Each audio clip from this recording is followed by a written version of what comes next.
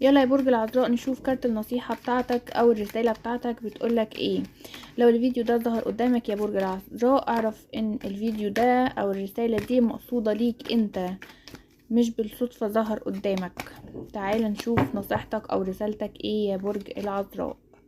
بيقولك انت الان تعرف كل الحقيقة، كل المواقف التي كانت في داخل عقلك اصبحت الان جاهزة، لديك كل شيء تحتاجه للنجاح، فقط استخدم ذلك. بيقولك ان انت الفترة دي يا برج العذراء هتعرف حقائق كتيرة، حقائق كتيرة هتكتشف قدامك.